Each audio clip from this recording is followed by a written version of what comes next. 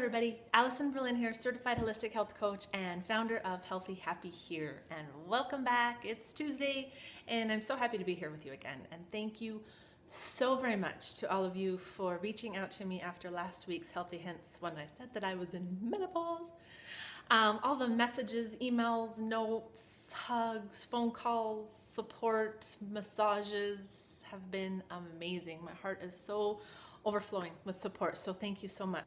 So as I navigate this new world of hormones and fun symptoms, I'm digging a little bit deeper into endocrine disruptors. So I shared with you last week the Environmental Working Group, and they put out a list of the top 12 endocrine disruptors.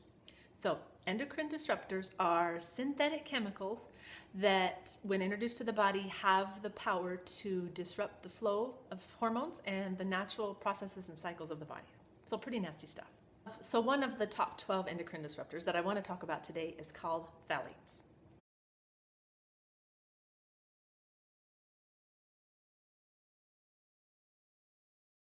Phthalates are hidden in personal care products, cosmetics, and in perfumes. So you find it labeled under just fragrances. And so when you start to take a look at your labels, you'll notice that fragrance is in just about everything, and hidden under there can be phthalates. So that's why I've stopped using perfumes and started making my own fragrances out of essential oils. So today I want to share with you my first concoction and how I did that. And it's super easy. So I'm going to take you over to my kitchen and show you how it's done. So welcome to my kitchen, also known as Fragrance Central. Here's what you're going to need to make your oil. You're going to need a little bottle, something to put your essential oils in. I got this one at Whole Foods. It has a little roller ball that comes on. You can attach it and put it back on and take it off to put the oils in. You can probably get it in any health food store. You're going to need a little dropper to measure the oils. You're going to need a carrier oil. I'm using fractionated coconut oil, which is different than regular coconut oil because it's had a little process to it that allows it to stay in its liquid state, which you're going to want. You're going to need 3 essential oils. So the first one is a top note. This is the one you're going to smell first when it's applied, and they're usually a little bit of a lighter fragrance. So these fragrances might be cinnamon, grapefruit. Today I'm going to use peppermint. Second oil you're going to need is called a middle note, or sometimes referred to as the heart note. And these scents include cypress, black pepper. Today I'm going to use lavender. And you're also going to need a base note. So these oils tend to last a little bit longer, have a heavier molecular structure, and they include things like cypress or frankincense. And today I'm going to use sandalwood. So what you want to do is get a piece of paper with the names of each of your oils on the side so you can record how many drops you're going to use. Since I've done this before, I know how many drops I'm going to need, what I like, but you can adjust it based on your own desire.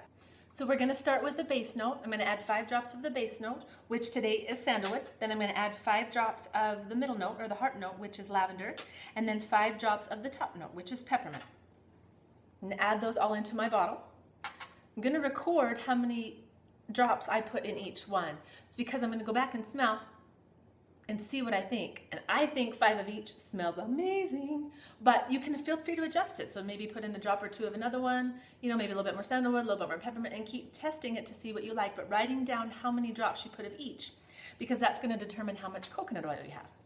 Then when you've got the drops, so I've got 5 of each, so I've got 15 total drops. I'm going to multiply that by 4, and that's how many drops of coconut oil I'm going to have. And so I'm going to add that last, 60. And then when you're finished, I'm going to pop the lid on, my little roller ball back on. Make sure it's nice and tight. Shake it up.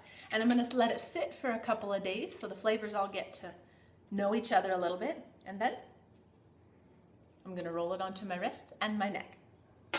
So I hope you give this a try. Be creative. You can use all kinds of different oils and different oil combinations. You can also just use essential oils in a single oil form and apply it to your neck, to the back of your neck, and to your wrists.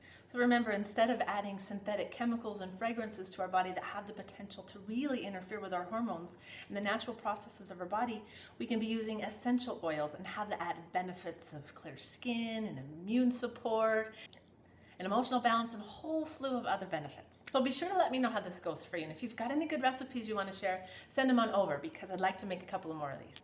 So until next week, I hope you have a healthy, happy day. Bye-bye.